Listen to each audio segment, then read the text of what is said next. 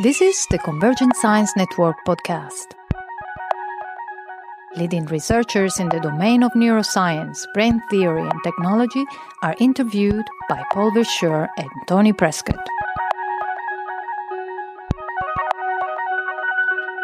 This is Paul Verschure with the Convergent Science Network podcast with my colleague Tony Prescott. And we're here today with Neil Burgess, who is a speaker in our 10th edition BCBT Summer School. And Neil was giving an overview of his work on spatial cognition, also about how to link neural dynamics with advanced psychological function, like our knowledge of space.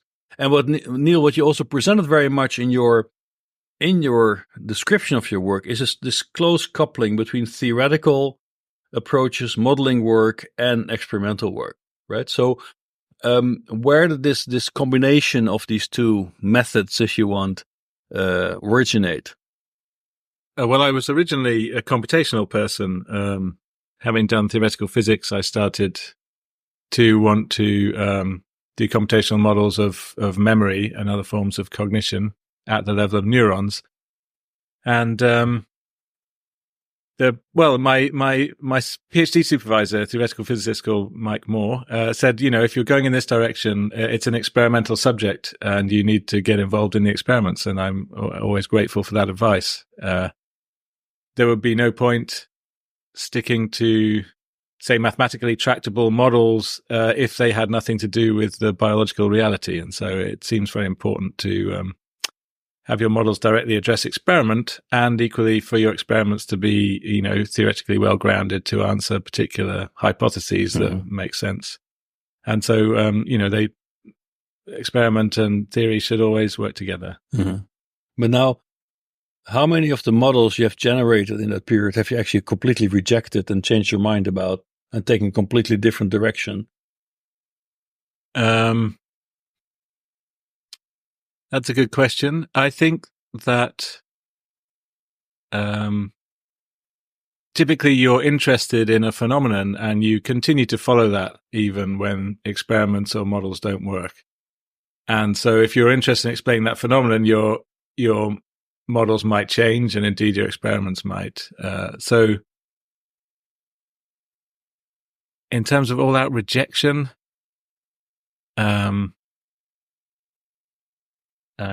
I'm struggling. So I started off doing kind of Hopfield model type models of memory. And I was working with the psychologist Graham Hitch, who was interested in memory for serial order. And it seemed that although you can remember sequences of things in Hopfield models by associating one pattern of activity to the next, in human working memory for serial order, often you make paired transpositions of items. So instead of A, B, C, D, you remember, or you output A, C, B, D. And it's very hard to get that kind of error in a straightforward Hopfield model. And so I started using competitive queuing type models. And I haven't really looked back on the Hopfield type models, although I still believe that the attractor network idea is key to how much of the brain works, including hippocampal area CA3.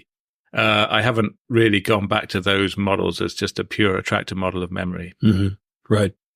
So then you started out by saying, by pointing to this Wang and Simmons experiment that makes the point that actually there are a number of cues or a number of streams of information that come together in our understanding of space. So why do you think that experiment is sort of critical to as a starting point of the analysis? Well, it's just one experiment. I don't think it's critical, but it very nicely presents the fact that you can remember where something is in many different ways. And so it's sometimes good to start with that example so that even though I then might drone on about hippocampal place cells for a long time, the audience already knows that that's only one kind of strategy for remembering where something is, and that other parts of the brain would be doing equally useful things that can help you remember stuff in different ways. Mm-hmm. So of these different possible ways to deal with space, as a concept, how would you then define the way the hippocampus solves the problem of space? Well, I mean, all of that part of the model is very much driven by the place cell phenomenon and surprisingly, single neurons encoding for single places. I mean, it's a remarkable sort of one-to-one mapping, aside from the fact that different cells will fire in different environments, and provides a very easy-to-use code. You could associate things that happen in places with the activity of the place cell that fires in that place very easily, or you could, having found a place cell that fires in a given place, it could be that its firing rate is modulated by some other factor that happens in that place. And that's just a very simple starting point for thinking about a memory system for location. Mm-hmm. Yeah, I think going back to this question about parallel representations, a lot of the hippocampal models, and I think yours, start from this assumption that a hippocampus represents one solution to the question of where something is, but an alternative Bayesian view might be you'd represent a probability distribution across multiple solutions. I mean, is that something that you entertain as a possibility? Yes. So what's been lacking is direct experimental evidence that you might be weighing up the different alternatives and seeing, place cells firing for both different alternatives. But in many situations, you can see, for example, as I showed, the single firing field of a place cell becoming bimodal when you stretch the environment, for example. And it's possible that you could think of that as part of a system that's trying to estimate location. And because it's been predominantly taking evidence from distances to boundaries, it's now got a hypothesis that is, has two peaks in it, and that you are indeed representing a distribution. And in the experiment that I showed, where people had to remember where something was, the population vector overlap with the stored place cell representation captures well the distribution of responses across subjects in that experiment. Rather than indicating a single location. So, yeah, but I think Tony's question is also annoying, right? Because in some sense, Tony is saying sort of this spatial cognition can happen in many different ways, in many different areas of the brain. It becomes a little bit like wishy-washy, like, okay, it's sort of not such a unique feature then of a single structure like the hippocampus. That's how I take that question. If it's just Bayesian, because okay, we integrate multiple factors, and so then why worry about the hippocampus? So, but I still believe that hippocampus is making a unique contribution to solving that problem. Well, I would agree with that. But the question is that, so I think it's definitely true that we have at least two solutions. No, but I'm here to make yes, I realize Neil's that, life difficult. But just to clarify my position, there's a striatal solution to the navigation problem. There's something in the hippocampus. There may well be other ways of navigating, certainly towards sort of nearby targets, sort of, and so on. And so there's you can almost say, well, in the hippocampus we might be representing multiple solutions, and then a decision gets made in some other part of the brain about which way we would go. And there are models of hippocampus that are consistent with the idea of representing multiple hypotheses. So. No, but I want Neil to tell me now which one it is. Yes.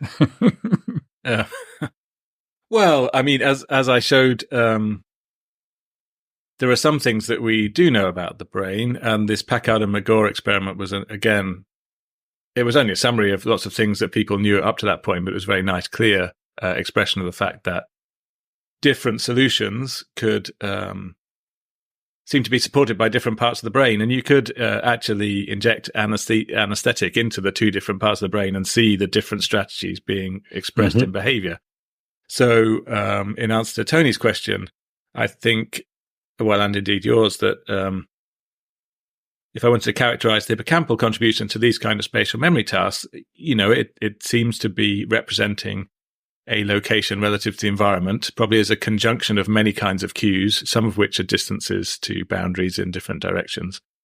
Whereas other parts of the brain might be remembering more, I turned left at the shoe shop, or a sequence of turns on a well-known route. Or in other parts of the brain, still, a visual snapshot matching. This looks like where I was before. And all of these things are happening in parallel. And it is an interesting question. How they get combined, who chooses what. And indeed on the input, there's different kinds of evidence coming in, and they are probably weighted in a Bayesian way with more things that seem to be more stable over time or more certain being given a stronger weight than things that seem more variable. But would it be fair then to say that the hippocampus really is critical in generating this allocentric representation of space? Yes, I would think so, yeah. But in many of these experiments, they're a memory experiment. You have to remember a location and go there. And we know that the hippocampus is critical for many forms of memory. And so in a spatial memory experiment, yes, if you inactivate it, then often the person or animal will not perform very well. So there's good evidence that the hippocampus is responsible. And in that Packard-Magor experiment, you could see that it was particularly responsible for one of the two available strategies for that task. Yeah. But the general hypothesis that you're following then is that there's a population response in hippocampus of place cells, which in some way represent the brain's best guess as to where it is in the world in an allocentric coordinate frame. In those tasks, yes. Yeah. Okay, but then, so now we have an hypothesis about what the hippocampus is doing, and it gives you this an allocentric representation of space, so in world coordinates, which is a fantastic accomplishment. And now we have to try to understand how this is done, right? And then you build very much your theory, your model on that around, at least in your presentation now, around this notion of the boundary vector cells. This is really the starting point of your whole analysis, right? So why do you feel that this notion of boundary vector cells is then so decisive to understand this ability to generate allocentric representation of space? Well, first of all, the head direction cells, I think, are fundamental because this overall orientation, sense of orientation, is important for everything that comes subsequent to that. But taking that as granted, then you need some distances from some things to know where you are. And really, I think that if you were to imagine an animal with a sort of rangefinder looking at the distances to stuff around it in full 360 degrees, obviously the biggest contribution will be to either things that are very nearby or things that are quite extended. And so topographical features of the environment that are extended are going to dominate that kind of representation. And I think that that's really the boundary vector cells. We heard also, and I talked about object vector cells, and we heard from them, from Edvard Moser. The boundary vector cells do actually respond to small objects, just they have a very small firing field is provoked by a very small object. And so they're sort of responding like a rangefinder tuned in a particular direction, allocentric direction, presumably governed by the head direction cells. And once you're oriented, the next thing you need is distance. And these are rangefinders tuned to directions, and they seem to provide the simplest explanation for the sort of broad qualities of the firing fields of place cells when you put an animal in different environments that differ in shape and size, but not differ in texture and odor and so on, enough to make different place cells fire, in which case you wouldn't be able to try and analyze these different kinds of inputs.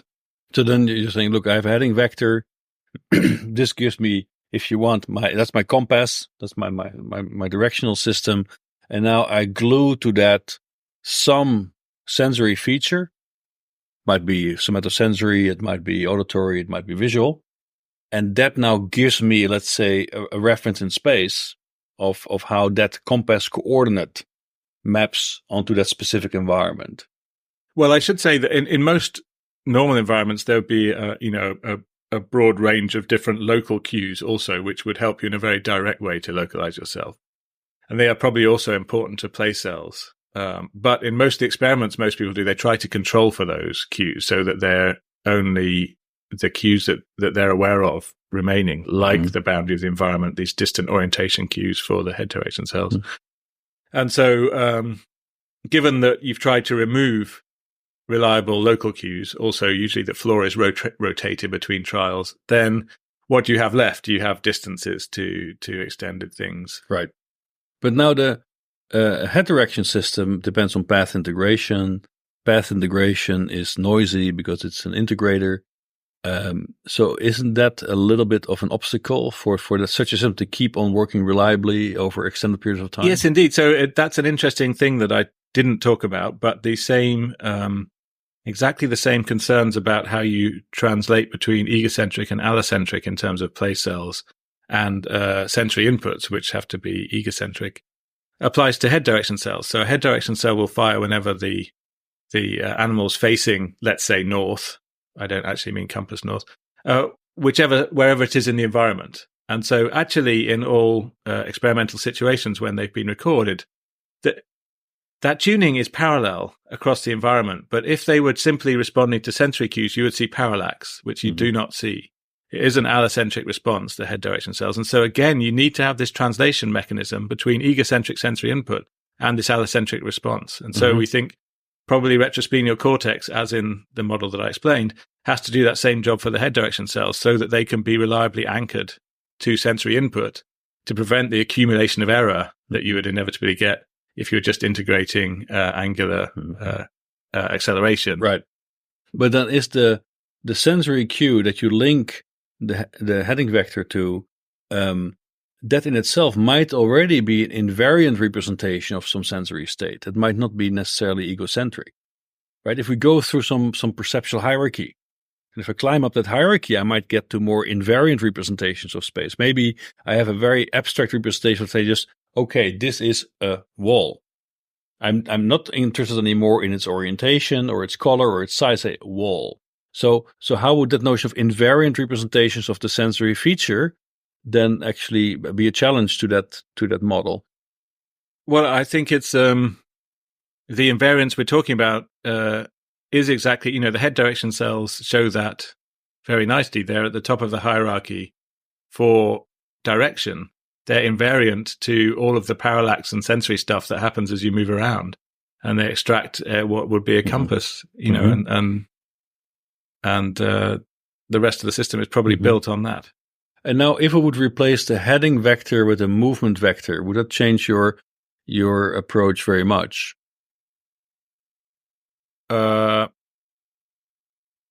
Because I'm not sure what you mean. As opposed to integrating, let's say, my rotations in space, I could also say I just interpolate between subsequent movements, and this gives me a vector that I might then use to get to some sort of allocentric representation of space. Well, so there's two separate things here. One is how do the head direction cells fire to encode the orientation of the head. If you then move on to path integration and perhaps what drives grid cells to fire, then you have to integrate movement rather than head direction. So you need to know which direction you've moved in, not which direction your head is facing. Exactly. So would it make a big difference to your proposal? Not for the boundary vector cells, I don't think. Because usually the head of the rat is because the boundary vector cell model of place cell firing is not path integration. It's just feed forward sensory input. What direction from the head is the boundary feed forward? So there's not an issue there. When you come on to how you do path integration, how you integrate your own bodily movement to estimate where you are, which may well happen through grid cells, then indeed you need to know your movement direction, your movement vector, not your heading vector. Right. Perfect. Yeah. And so there's various hypotheses as to where this signal comes from, because it can't be just the head direction cells multiplied by running speed. It has to be movement direction. Would that be your grid cells then? No, what we're talking about are what are the inputs that would go to something like grid cells that is the movement signal that is integrated. Yeah. No, but wait, if I would just look at subsequent grid cell responses, I could infer a movement vector. You could do. So that's what I was after. Yeah, so I think maybe this question came up with Edvard Moser's talk, that whether you could look at it either way. If you think grid cells know how to fire because they're doing path integration, you need an input, which is a movement vector. Or you could say, well, grid cells fire as they do, in which case a movement vector could be an output. Yes. That's it. Yes, exactly. Indeed, it could be. But then you're still left with the question of how the grid cells fired in that way in the first place. Right. So the activation of the place cells you have being driven by the boundary vector cells, and so it's basically a thresholded sum of the inputs from the boundary cells. clearly you could choose the weighted sum of the inputs as just the kind of the first thing to try. Are there other motivations for doing it that way? For example, from sort of environment warping experiments that say that it's the weighted average, it's the best thing to use? Well, it was the simplest thing first thing to try, but in some experiments, as you expand the box, you have a place field which slowly reduces in firing rate and disappears. Right. Which implies a sum with a threshold. As the initially overlapping inputs from opposing walls move apart, then the bit you've got left slowly falls below threshold, and the cell stops firing. So there's good reason to use a thresholded sum. There's a reason for a threshold, and we really did see in some cases individual sub-peaks being moved apart, which means you have to sum the two rather than multiply. If you multiply them, then you get, for example, a Bayesian, average position in between the two peaks as they will. Well, this is apart. what I was getting at. Is there support for multiple hypotheses in some of those experiments? Just to finish answering your question, there's clearly adding these inputs from the different walls and having a threshold was the most obvious thing to do, given all the things we've said. So if you were trying to combine hypotheses probabilistically, you would probably multiply. That's not what we saw. Right. It's interesting because of these experiments by Galastel and Cheng, and also by Cartwright and Collett. John O'Keefe in this original stretchy box experiment was expecting to see place cells firing in the constant ratio of the distances across the box, rather than the sub-peaks being pulled apart and sticking to the fixed absolute distance from the walls as they were pulled apart. And so if what he'd been expecting had happened, that would have been an argument for multiplying and having kind of the combined estimate of two probability distributions, but that isn't what we saw. But it sounds like what the experiments say is a bit more sophisticated than the weighted sum, than the averaging. But so there might be something to look at there in the future in terms of how in this inconsistent environment that's, where the boundary vector cells don't all point to the same place in space, then you might start to represent multiple hypotheses in terms of place cell activity.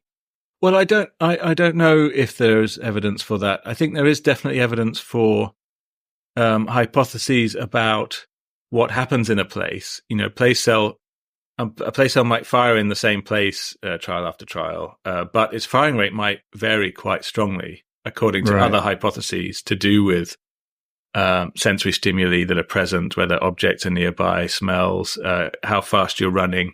So I think there's a lot of orthogonal hypotheses to place, which also modulate the firing rate, but it more like a gain field representation.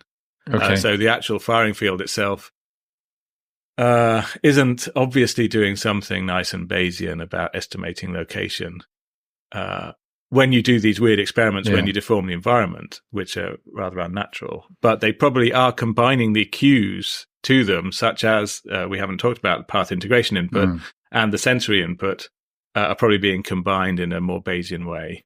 Yeah, and also, as you say, maybe there's something happening in time, that you can swap between hypotheses over time and explore different. Well, actually, on that point, if you do this stretching experiment and you get a single place field stretching into two place fields as you've expanded the box, then you notice that each place field fires a bit more according to running direction. So the place field that appears to be attached to the wall behind the animal fires a bit more, so that when you're running in one direction, one peak will be higher, and when you're running in the other direction, the other peak will be higher, which we interpreted as being this path integration input, adding to this environmental sensory input, and being stronger if you've just run from a wall. Obviously, you have a good estimate of how far away it is from path integration, so that peak gets a bit higher because it's got a stronger path integration input than the peak that's attached to the opposite wall that you're running towards.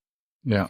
But I'm find it very interesting that you guys seem so, let's say, motivated to interpret this in Bayesian terms. Well, if you look at the dynamics of CA3, CA1, where the real action in the end happens, it's also highly competitive, and in the end, it's relatively sparse. You can also think about it much more as, let's say, the endpoint selector that sits on top of some Bayesian integrator, as opposed to being a Bayesian integrator itself, because you just don't have the dynamics for it, because it's rather sort of selective, rather sparse, and these are not the features you want in your Bayesian integrator. So is it not fair to place that bit outside of the hippocampus, gentlemen? No, I think that's fine. As I said initially to Tony, there isn't good evidence of multiple hypotheses being entertained at the same time. It would be a good way for the system to work, but it may well not do that. And then can't we not explain the elongation of the place field also in terms of a perceptual learning process? Because the animal starts to also carve out specific trajectories through that space. It's just not moving randomly, right? And the cells you measure from is probably also on trajectories the animal will visit more frequently than other trajectories. So it will actually be moving more often from that specific initial position to a final position, and therefore expose itself more to the specific sensory features that are already associated with that place field, and therefore strengthen the specific intra-place field associations, and then, if you want, elongating its response. Well, there are interesting trajectory effects on place cell firing, but they're rather different than these effects in this unusual situation where we change the shape and size of the environment. I mean, I think that's an unusual experimental manipulation that shows us something about the inputs. However, the trajectory effects are interesting, so that if the animal's always running in the same direction, you see that firing fields tend to elongate backwards a little bit along the track. So Mayank Mehta noticed this. But that's been interpreted as perhaps the place cell beginning to fire in expectation of getting to its, quotes, true place or original place. And there's some interesting theoretical work by Matt Botvinnik and some co-authors suggesting that these place cells might encode a successor representation for reinforcement learning, which is an idea from Peter Dayan in the 90s, that if you were to tweak your state representation to actually include the likelihood of eventually ending up at that state, even when you're at other states, then that enables you to estimate future reward at a given location much more efficiently. And so it's possible that if you have repeated trajectories, then you can build a little bit of the probability that you now know that if you're here, you're likely to end up somewhere else into the state representation, so that you can then rather more easily estimate likely future reward from a given location, because you've built in the transition probabilities, which are now not uniform because I always run in this direction when I'm in this place. So it's the kind of model that reduces the whole brain into the hippocampus. Well, no, I mean, it may be that that kind of representation, perceptual learning and so on affects, it could explain what happens in lots of parts of the brain, not just the hippocampus. Right, okay. But now, so in your physiology, so then with that model, you went to look at the physiology, and then you show that these sort of vector border cells are to be found both in entorhinal cortex, or subiculum and entorhinal cortex, which is interesting, right? Because if you look at the overall loop, we start in entorhinal, we go to the dentate, gyrus, CA3, CA2, CA1, then subiculum, and then we go out to entorhinal cortex. So isn't it really strange that we find these cells actually at the input stage and the output stage of that whole loop? It's like we're wasting all this circuitry in between to do nothing, and we just have our border vector cells. It is strange. I mean, it is a loop, and we may be interpreting how it works incorrectly when we think of entorhinal as the input and subiculum as the output. I mean, there's plenty of connections from subiculum back to entorhinal, and pre-subiculum has very strong connections to entorhinal. My colleague Colin Lever is always keen to point out that something that Pat Sharp originally noticed, that when you get a complete remapping of place cells in CA1 between two environments, there's actually spatial responses in subiculum that are nice and stable that you can record, and they show no remapping at all. And yet the standard model would be that the major input to subiculum is the output of CA1, and yet you've got this complete change in CA1 representation, no change in subiculum. So yes, it is a puzzle. Maybe subiculum is the input, and it goes around to entorhinal and then into, who knows? But it is a puzzle. It's puzzling from the anatomy. You wouldn't expect it. No, but it's quite a challenge there's something there that... but it is a challenge to your model, right? Because you want to say these border vector cells are, if you want, a representational primitive on which I build everything else. Yes. But now we see wherever you want to put the input and the output, they still sit there. Well, and what is also true, if you could also ask me the sort of functional difficult question would be, the place cells are a basis set. It could be that boundary vector cell firing responses are made out of weighted sums of place cell firing. That could be possible. But now, if you look at subiculum and entorhinal, how big a proportion of cells in those areas would actually show these properties? So I think it's around 20% or so is Colin Lever's best estimate in subiculum, and it's a bit less, maybe more like 10%, but still quite common, these border cells that Edvard Moser described, i.e. the boundary vector cells that fire quite close to the boundary. They're quite common. There have been a few reported that fire at a distance, but it's a handful. And so that's another strange... that remains to be the exact relationship between the border cells and the boundary vector cells and the object vector cells. It is still not quite clear. Okay, so but then could we argue that in entorhinal cortex there's, if you want, a rank order of cells, and in terms of how foundational they are? You could argue, well, grid cells might be very foundational. Single modality cells in lateral entorhinal cortex might be foundational.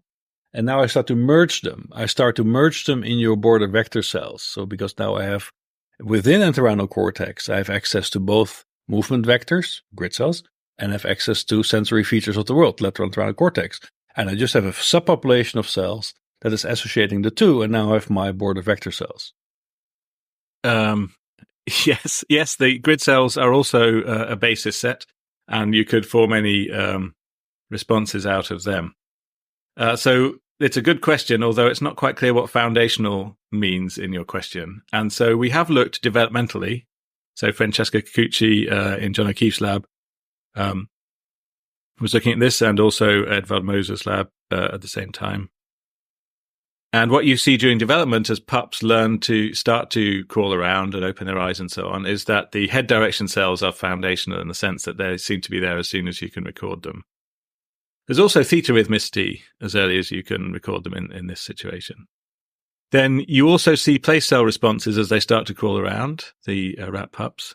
And they get better with experience over several weeks. So there's a slow improvement in the spatial tuning of the place cells.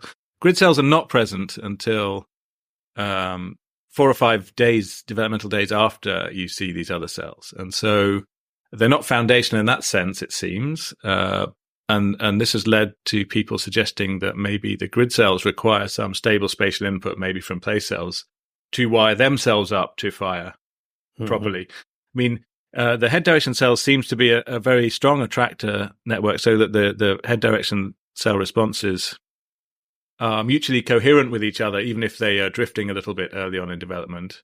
And it may be the same with the grid cells, that they're mutually connected well, so that it's an attractor, but it's just drifting so much relative to the world that you can't ever record it. That's a possibility, and then you only see it when it gets attached to stable sensory inputs, because then you can average over movements across the environment. But yeah, they're all interesting questions, and you can try. The good thing about this field is that you can try to answer them with experiments. Absolutely. And the developmental trajectory you're talking about there is based on the chemical properties of the cells, not their functional properties. No. Sorry, the function. This is recording the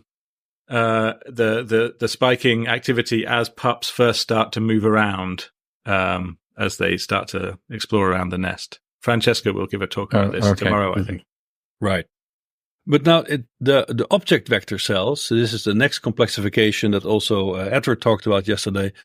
You see them as a further variation on that same theme, or should we now be really shocked and say, oh, this is again completely different? And well, they're obviously closely related to boundary vector cells in the sense that firing at a allocentric displacement vector from something. And the only thing that's different is that they seem to be specifically tuned to small objects.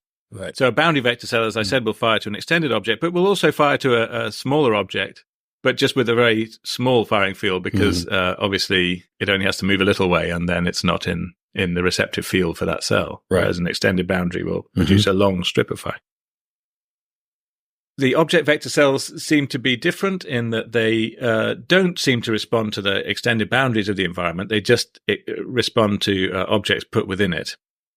Now, it could be that over time, there's something to do with the object being novel and the boundaries being familiar, means that it discriminates, because the same object vector cell will respond similarly to different objects. It's not specific, it seems, to specific objects, but will fire to any small object, but not to an extended boundary. But so far, the experiments I don't think have really been done to see whether if you put a novel extended object in that looks a bit like a boundary, whether those cells will fire or not. Exactly, that that's hasn't the question, been done. right? When does an object become a boundary? The reverse experiment has sort of been done in that Bruno Pousset's group had showed that some wine bottles put inside one of these boxes when you're recording place cells typically don't cause much place cell firing, although we know now from Jim Neerham's work that a small number of place cells will fire relative to these, indeed, looking like object vector cells. But when they placed 3 wine bottles in a row together, they started to have more influence, probably because of an extended thing, they would be driving more boundary vector cells. But the same kind of experiment hasn't been done with these object vector cells yet. But the interesting thing about now these object vector cells is that they appear in CA1, apparently. No? Well, a very small proportion of CA1 cells, yes. But Edvard was reporting a medial entorhinal and some interesting sort of memory times object cells had been reported in lateral entorhinal too. But can't we? But look, these are highly plastic circuits, and they are exposed to multiple, let's say, streams of modalities and submodalities. So if we just combine these two considerations, is it then not sort of predictable that these kinds of combinatorial or conjunctive encodings emerge rather naturally? Well,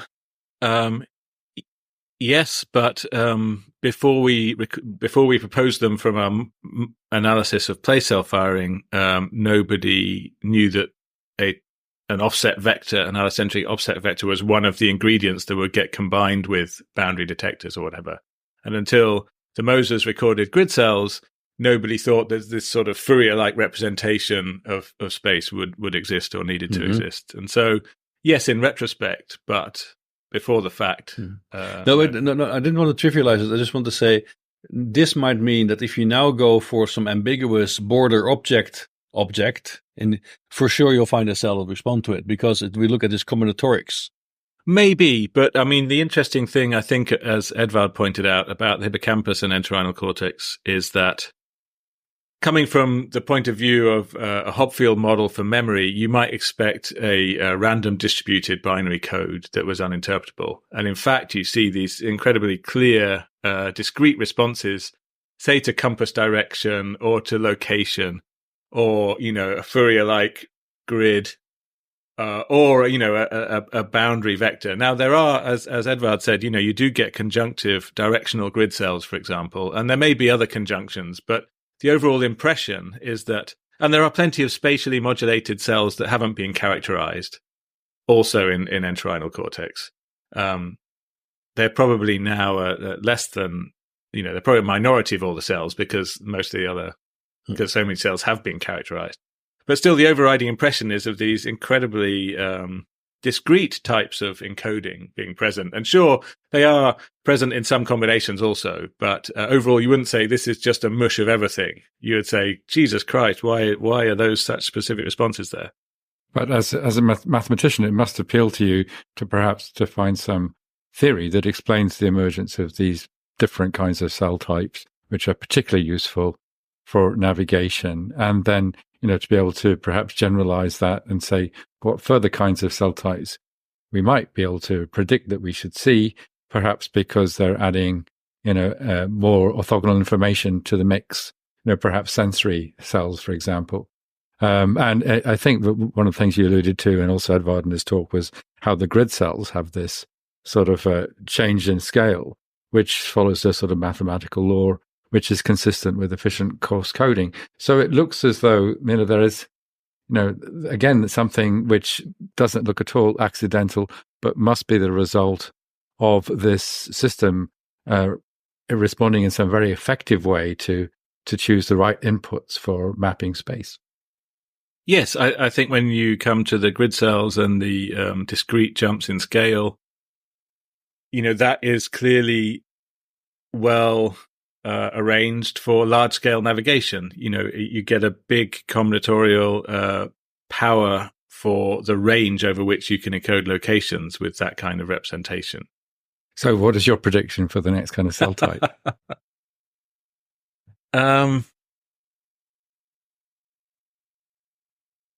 It's funny. I don't think the field at the moment is working that way. It's true that we predicted boundary vector cells from looking at how place cells responded, and going back, that argument, that way of thinking, was certainly used by O'Keefe and Nadell, and John O'Keefe, having found place cells, predicted there should be directional cells and something like path integration or distance cells.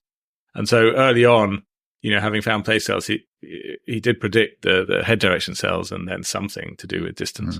And they have been borne out. And something to do with vectors, it seems like, is necessary. And we have boundary vector cells and object vector cells now. I think the interesting thing, so there's already a lot of ingredients there for making quite a sophisticated system for space. And at the moment, I think people are thinking more, how could this, all this stuff we've learned about space tell us about more general memory properties of the hippocampal system? That, how does it store other information, which we know that the human hippocampus is required for all sorts of forms of memory. And I think that's interesting. So I haven't predicted any more kinds of spatial cells, I must say. But that's particularly what I was getting at, sort of human episodic memory, which is more than, about a lot of things, more than space.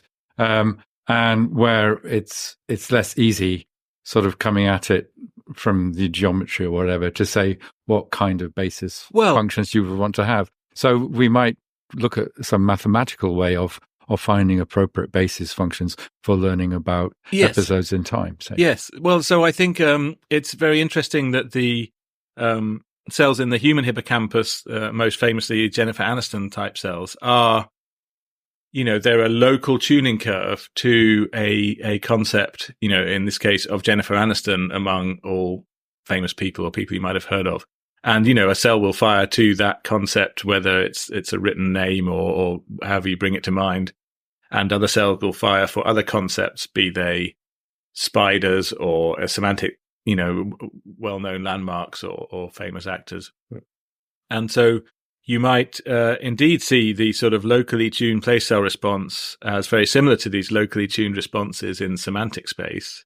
And this very interesting stretchy bird experiment by Tim Behrens and his group, showing what looked like grid-like responses in humans to semantics two-dimensional spaces, and in rats to one-dimensional continuously varying tones, showing place cell-like responses from David Tank's group, do imply that these principles that have been easiest to spot in space and freely navigating animals might well apply to all sorts of other kinds of information and how it's organized and how it's retrieved and so on. And then that would obviously be starting with these very well characterized spatial responses, I think is a good place to try and understand everything else, which is obviously much harder to get a grip on.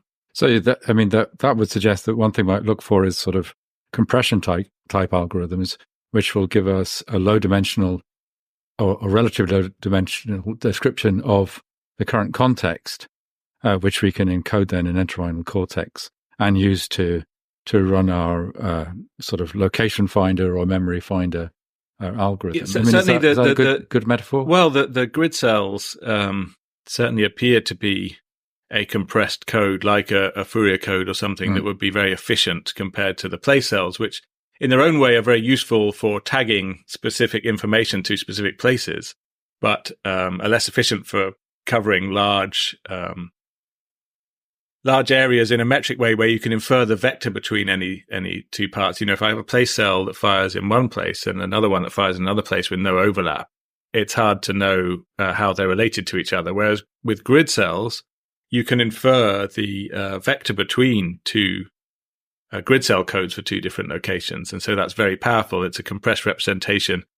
It looks a bit like a Fourier pattern, but equally, Jory Derdikman's group has pointed out that if you do PCA on the place cell input that you get as your animal is running around, then you get things that look like grid cells. So indeed, the grid cells might be doing a PCA of this place representation.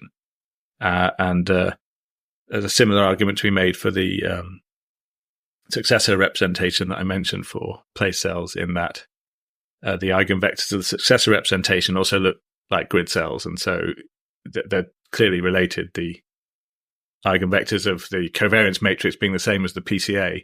It could well be that the grid cells are a compressed way of arbitrarily representing any of this location coded or, single peaked tuning curve, grandmother type cell response representation of arbitrary information, which is very useful for then associating things to that information in the hippocampus. Yeah, so I think I maybe put words into your mouth, but you're agreeing that the entorhinal's a compressed representation of the context, and then that's expanded out in CA1, CA3, perhaps after being sparsified in dentate gyrus is often a step people add. Well, David Marr's model of the hippocampus remains the best model of hippocampus in memory. It's probably surviving that, and his cerebellum model are surviving really well, maybe even better than his later work in vision.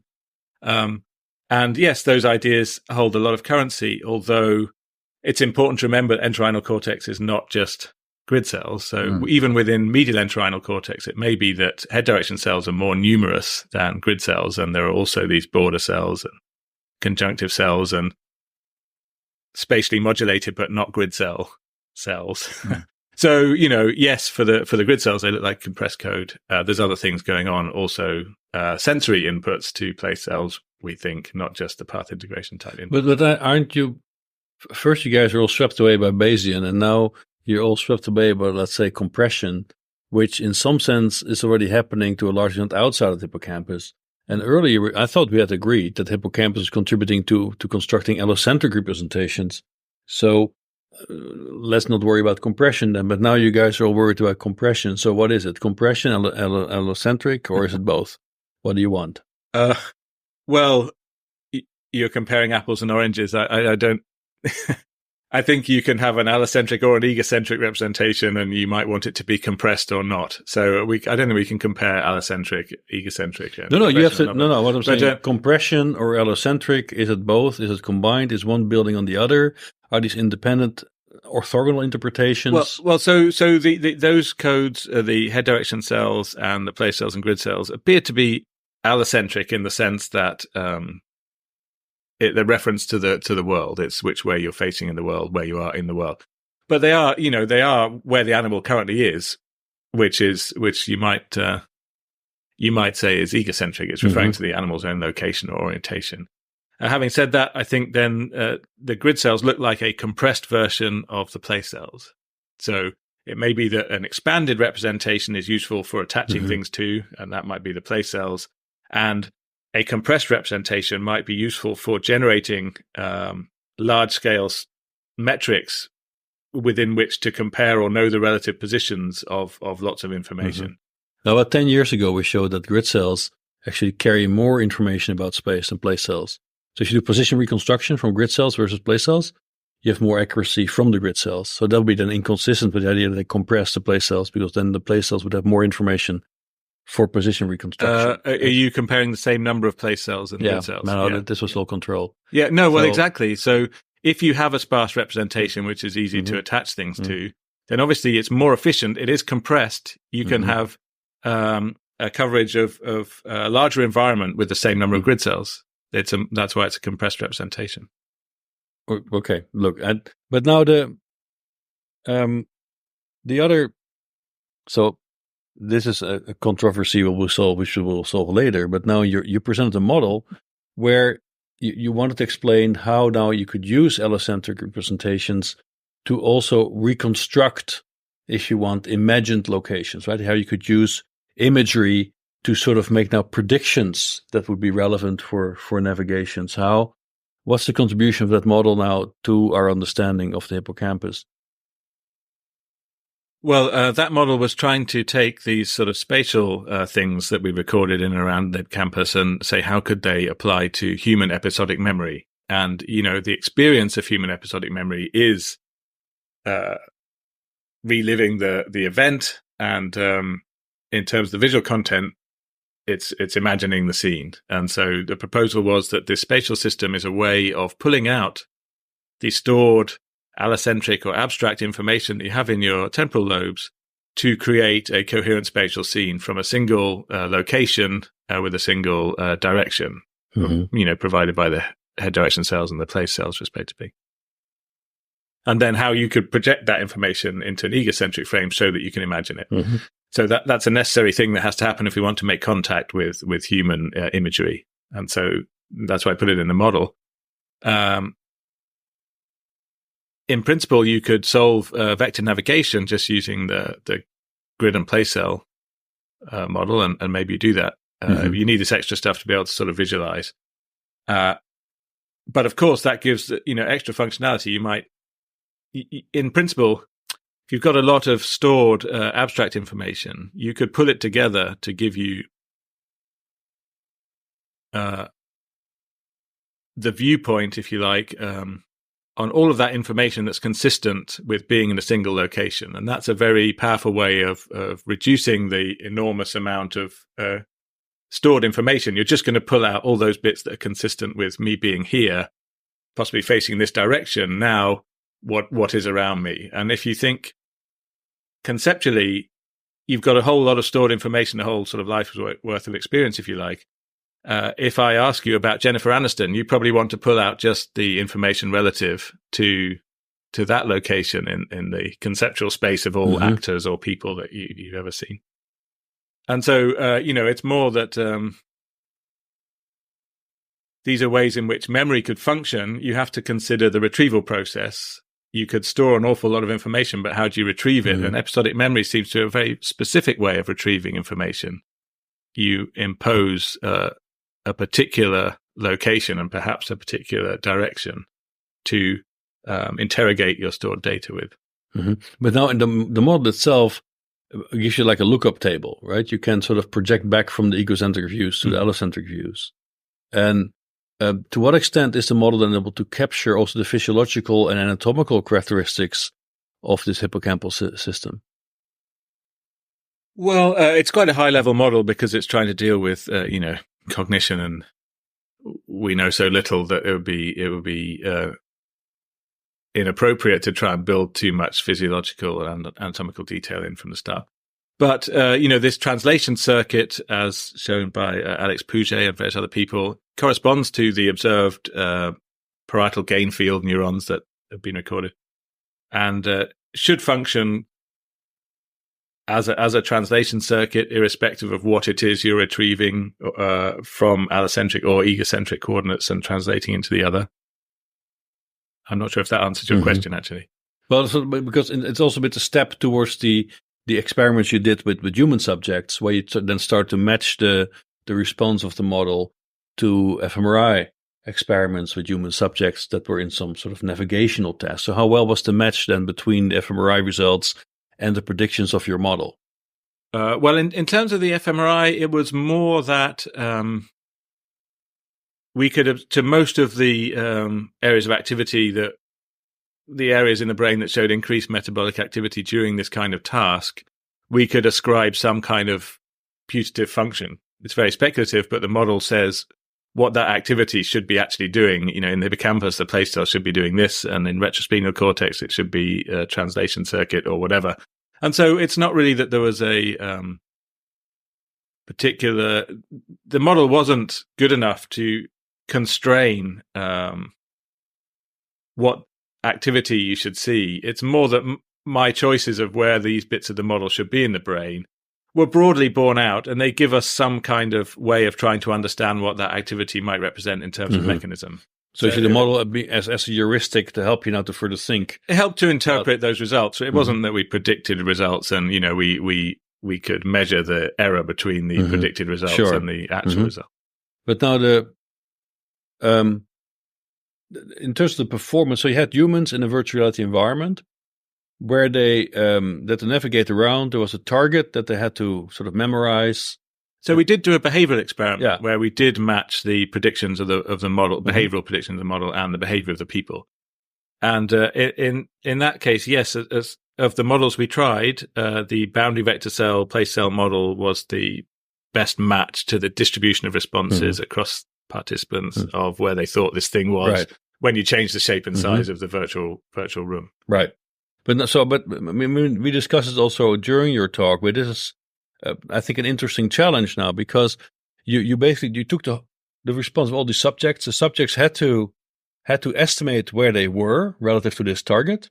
So this gives you distribution over all estimates over all subjects, right? And then you show that your model could capture well the distribution over that whole group. But now if we split it out to the individual level, and also you showed that data, you actually see that the individual distributions can have a rather different shape. Actually, it's clustered in, let's say, 3 different groups. Much less variance within subject than between subjects. So then, in the end, what are we modeling, right? Are we modeling statistically over populations, or do we have to take into account?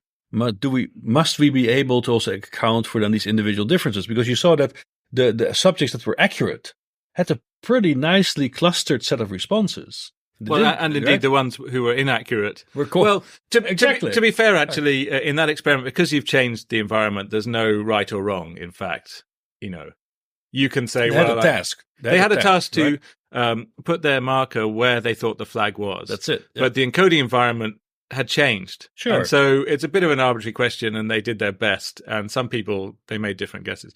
But to answer your question about what the model was showing, I think the model was showing that as a population, people had a vague idea where things were that related to the walls of the environment.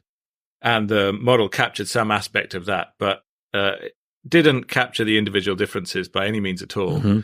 But it was interesting that as a group, they kept within this sort of very broad distribution that the model could show. I mean, we could have cranked up the model and said, just sliced off the very top likelihood match for location. And that would have been, a very narrow distribution. And some subjects put their responses there and others put them miles away. And some subjects were also confused and did unacceptable things. But looking at the distribution across the subjects, we see 3 groups, right? There's one group that say, let's call them accurate. And they're a bit at the northeast corner of the environment, close to the wall. The second cluster is sort of southeast, so close to the wall, but they're like reversed, right? They've mirrored, if you want, that space. And the third group is completely off in the opposite corner. So is there a set of parameters in your model that would be able to then tune the model to capture each of those clusters of responses accurately? Well, I think that there was one participant that was off in the corner. I think we have to just ignore. Who knows what they were thinking about? Then there's 2 other groups of responses, and indeed they're not. One is within. To see the blue one there is actually they've responded in both groups, but it seems like of these subjects, more of them, because the original location was nearer to the north wall than the south wall, more of them were, if you like, trying to replicate that distance to the south wall. Although they don't replicate that actual distance, it's stretched down somewhat. And then fewer of them, perhaps, if you like, paying more attention during encoding to the distance to the south wall, and they're replicating that to a greater extent. And so who knows, as I showed their viewing direction, it's not that the ones paying attention to the north wall were all looking at the north wall. Some of them were. But there's a few that were looking at the north wall that matched the distance from the south wall. Sure. But it's interesting, because then the model replicated something that was not present in any of your subjects.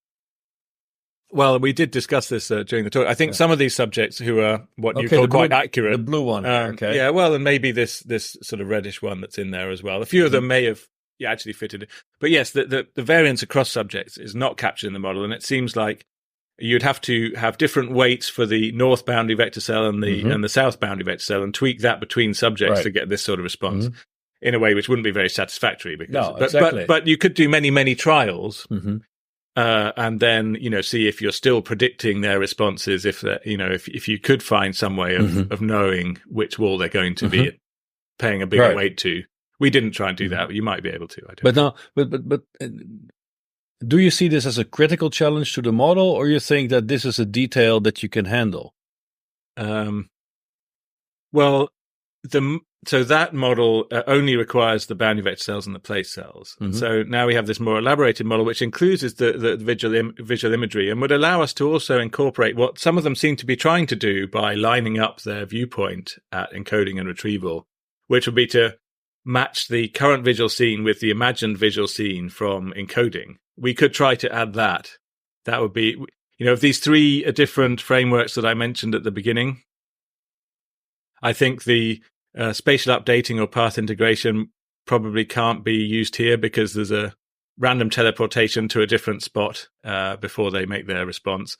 But the other two, the visual matching and the environmental location, surely are relevant. So we could try adding the visual matching to this and see if that improves. And maybe if something about the orientation at encoding gives some of this inter-subject variation, because their encoding positions are all different. That might be a way to go. We haven't tried to do that so far. But that would mean that models on navigation would have to start to include a notion of individual style.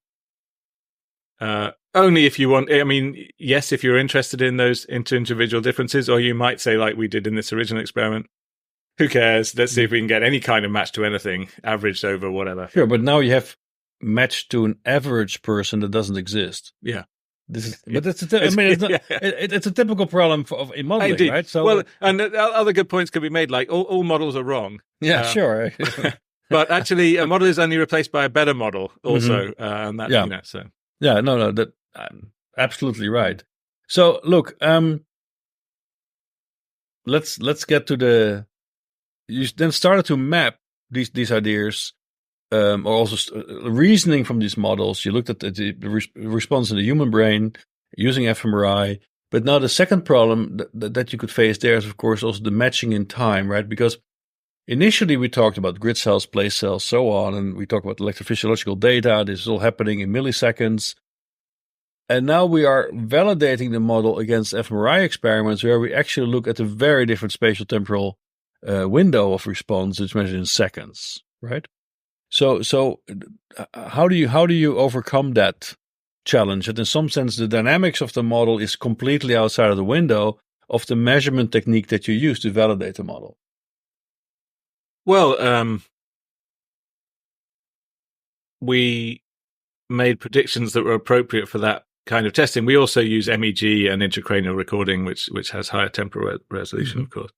But for predictions for fMRI, you need to. The most common kind of prediction is that on average during this task, this particular part of the brain is going to be a bit more active because there's neurons there that are doing something that are required for the task. And that's the kind of prediction that we made.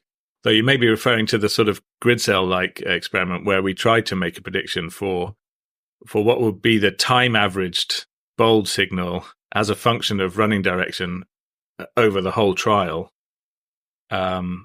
By noticing that the grid cell firing patterns tend to be aligned across the whole population of grid cells, we try to make a prediction for a difference according to alignment with the grid axes or misalignment with the grid axes in terms of your running direction, which we could look for on this time average data over the whole trial. Right, but that was a brilliant idea. How did you stumble into that, or was it really like a sudden insight? Like, okay, the orientation of the grids has a certain discretization, and given that discretization, we must see alignment or misalignment, and we can exploit that in our bold signal. Was it really like?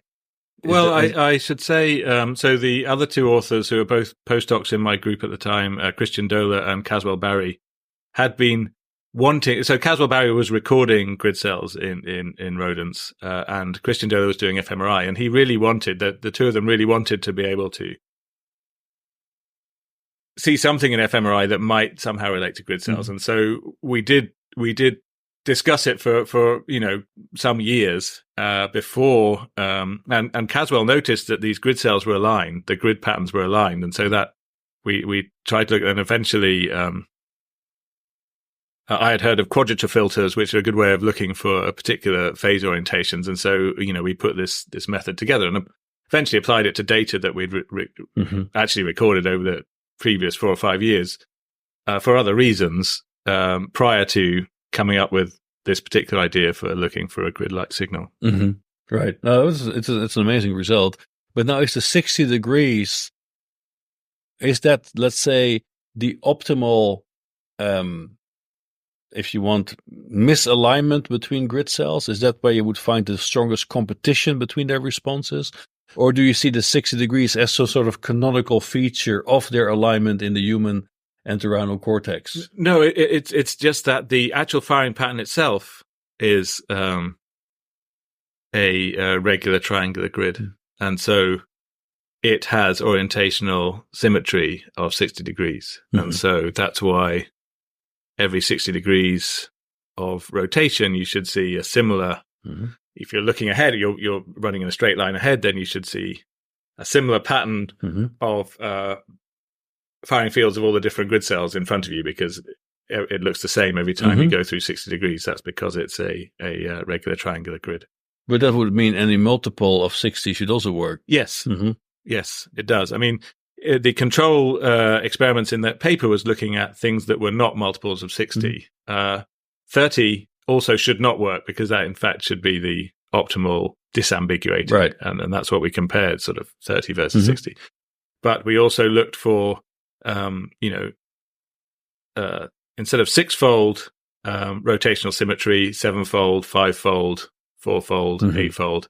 And we did not see that. So that was the control for our method. Right. So why do you think they're triangular? Well, actually, that's an interesting point. So if you were an engineer, which you probably are, I don't know. I'm a psychologist. You're a psychologist. Okay. Well, if you were an engineer, then you might design some kind of navigation system or something to provide a metric on an X and Y right angular axes. So why do we have sort of axes that it's more like a triangular axes with a 60 degrees instead of 90 degrees? And one reason you can see from Dead Reckoning. So in sailors that were navigating, they would try to have multiple lines that they were integrating across.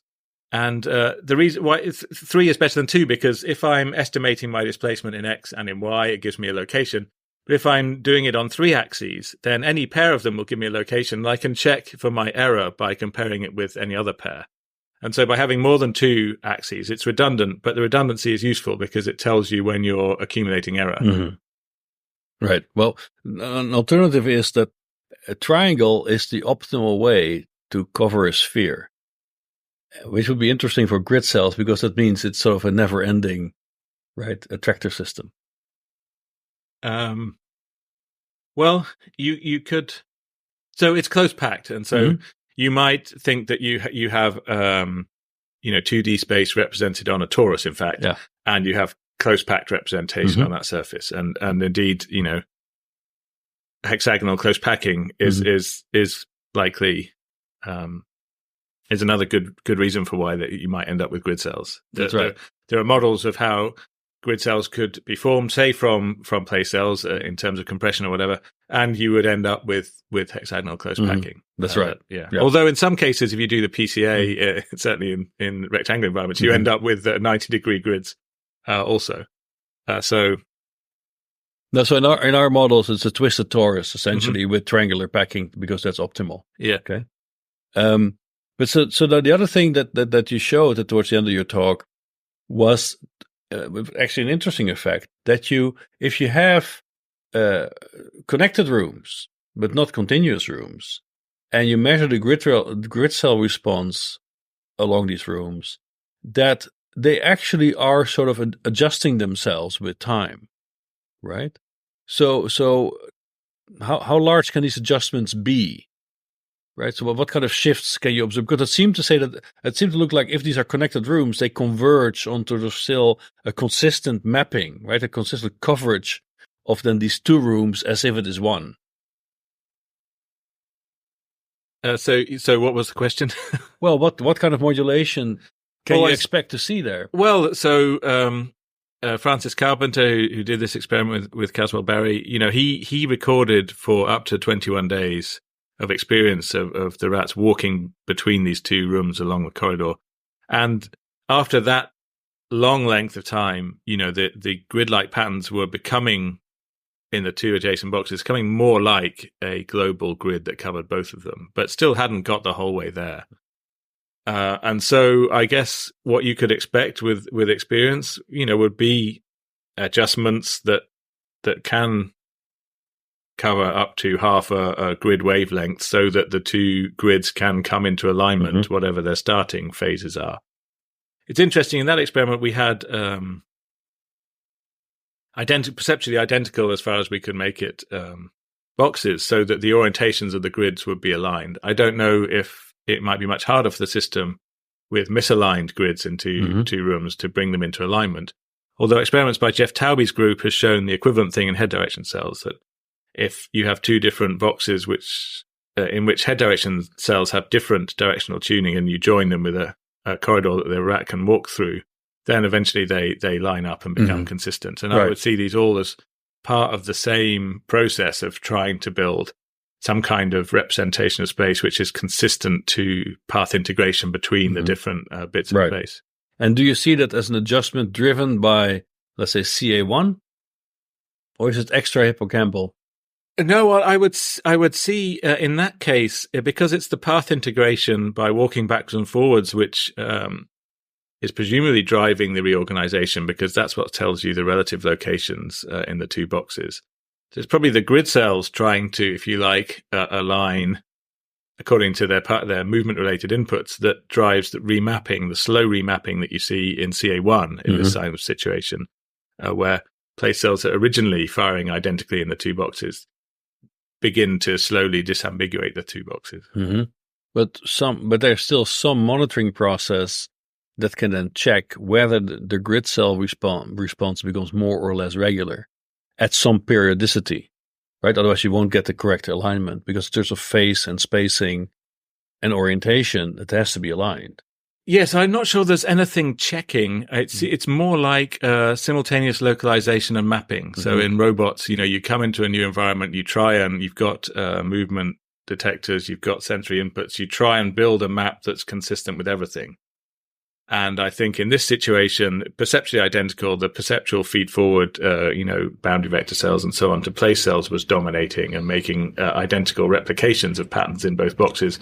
But eventually it manages to do something like SLAM and make a representation which is consistent with the path integration. Okay. But I would see it as, you can't put one before the other. It's trying to come to a compromise of both, and there's nothing checking. Okay. But the plasticity sits in the entorhinal cortex driving this, or in the CA1 or CA3? Well, there must be plasticity. Yes, I'm not sure actually. What I was going to say was there must be plasticity between the place cells and the grid cells, because the alignment must be. But I'm not sure now. Actually, it may be that the place cells are trying to anchor the grids to the environment, and the grid cells are providing path integration input to the place cells. It may be that doesn't require plasticity, and that the plasticity happens as the grids, if you like, pay more attention to their movement-related inputs than their sensory-driven inputs from place cells, and become more path integration-driven. And that, as a consequence, changes the place cells to become more consistent with that pattern. Exactly. And that actually didn't require plasticity between the place cells and the grid cells. Yeah. On top of that... But on top of that, then you must have plasticity with the two kinds of input. So I've posited the movement-related input that we think is driving the grid cells, and the environmental sensory input, which we think is driving the place cells.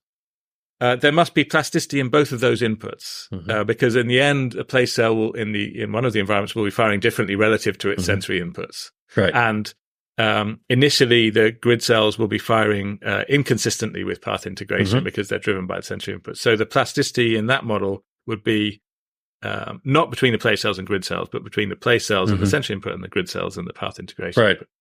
But also because this emerges relatively slowly, right? It takes a long time to get this alignment.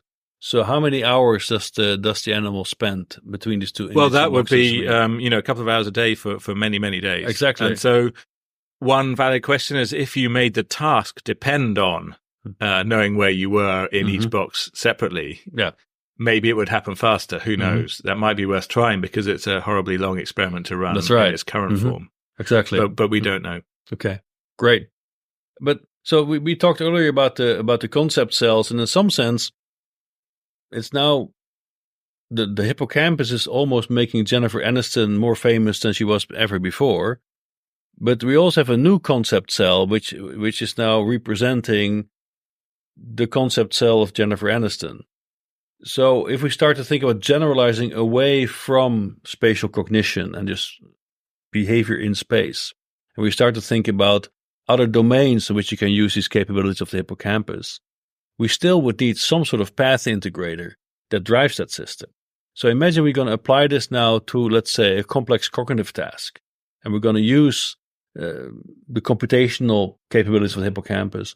What would then stand in for its path integrator if I'm not moving in physical space anymore? Well, I think as we discussed with this stretchy bird experiment and the grid cells, if you have a nice grid cell representation, it's very powerful and can represent the 2D vector relationships between any 2 points in a very large space. This could be very useful for mapping all sorts of things. Concepts, for example, where the vectorial relationship would be on vectors of neck length or leg length, or who knows how much I like them versus, how much they wear expensive clothes or anything. But it would be a powerful system for representing whatever that conceptual space is. And there, although path integration was probably useful for wiring up these grid cells in the spatial situation, if you have that representation somehow in this non-spatial situation, and maybe it's developed as a PCA of these non-spatial firing patterns, or maybe it's somehow the conceptual problem is mapped onto space implicitly. Either way, you then got a very powerful system for understanding relationships between different concepts. Okay. So Neil, to finish up, okay, you come from physics, went to theory, and then to experiments. Now you combine this in animals and humans. And you also have been part of some really great discoveries in this field, and which also was recognized recently by being elected to the as a fellow of the Royal Society, which is a big compliment to your work. So congratulations. But the question now is, so given that experience, what would you see as Neil's law in the study of the brain? I don't think there's any such thing as Neil's law. I do think that if you're trying to model something complicated like cognition, then at the level of neurons, you need to start with the simplest possible model because we have so little idea about how neurons do represent things like cognition. Obviously, in the spatial domain, we have some great clues from all of this work that we've heard about. And so I tried to always use the simplest model. And also it might not be a mathematically tractable model, although it would be great if it was, but it doesn't have to be. It's not clear that the brain is going to be mathematically tractable. And it needs to make experimental predictions, and indeed experiments have to have something to say to theory. They each only exist with the other in some useful sense. If you do an experiment, it doesn't impact any theories. What was the point? If you have a theory that doesn't impact any experiments, maybe it'll be useful one day, but it's not that useful right now. But wait, the law of defining laws is they must fit on a T-shirt. So what's the law?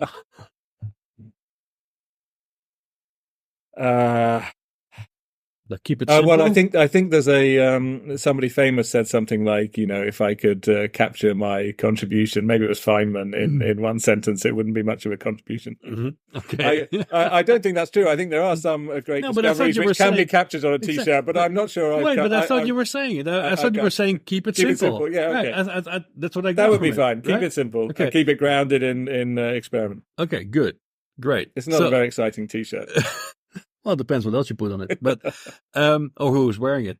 Maybe Jennifer Aniston.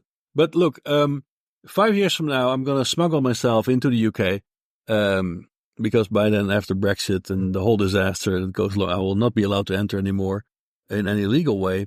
And I'm going to come to your lab because by then you'll still be there. And I'm going to check whether a specific prediction you made today was actually verified or falsified. So what's the one prediction you really would like to see tested in that 5-year frame? Well, there's a few. I mean, I didn't really talk about it because there wasn't time and it seemed a bit complicated, but I really would like to know if temporal coding and theta phase precession has something to do with path integration.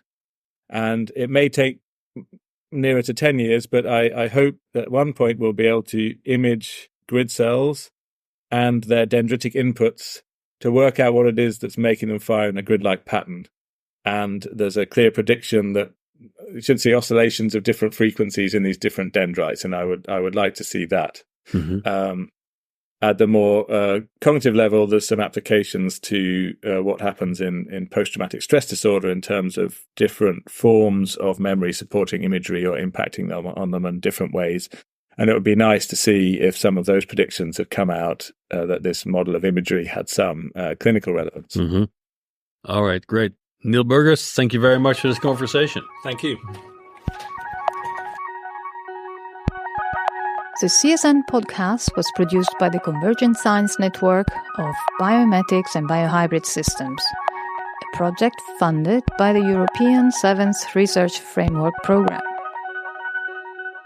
For more interviews, recorded lectures, or upcoming conferences in the field of biomimetics and biohybrid systems, go to csnnetwork.eu. And thank you for listening.